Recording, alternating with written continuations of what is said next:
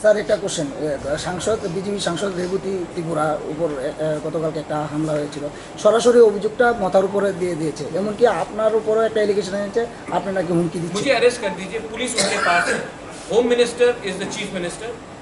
अगर मैंने इंस्टिगेट किया है वायलेंस तो मुझे अरेस्ट कीजिए, लेकिन बोलना कि उजैता पैलेस में मुझे लॉकअप कर देंगे, आप यहाँ में हेलमेट स्क्वाड घूमते रहता त्रिपुरा में, एक आदमी को अरेस्ट नहीं कर सकते हो। मेरे ऊपर एसडीएम ऑफिस पे अटैक हुआ, एक आदमी अरेस्ट नहीं हुआ। यहाँ में लोग म्यूनिसिपल इलेक्शन में मार खा रहे थे, मोबाइल में था, वो अरेस्ट नहीं हुआ।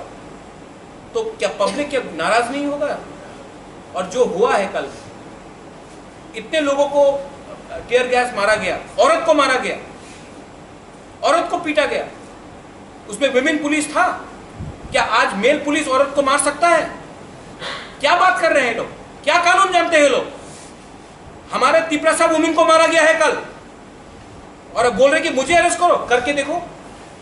और जिसने मारा, माधव भारी में हम लोग को 5 लोगों को मारा गया, कोई अरेस्ट हुआ?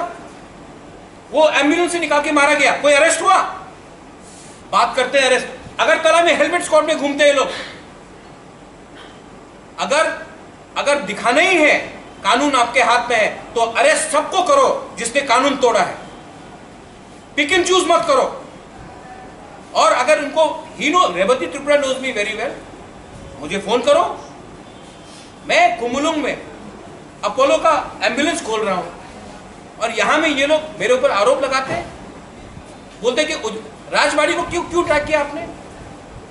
राजबाड़ी क्या पॉलिटिकल सिस्टम है कि राजबाड़ी से बाहर नहीं निकलूंगा? मैं आपको मीडिया के सामने बोल रहा हूं, अगर रेवती त्रिपुरा बोलता है कि प्रद्युत माणिक्य को राजबाड़ी से बाहर नहीं निकलने देंगे, तो वो अपना क्षमता दिखा रहा है।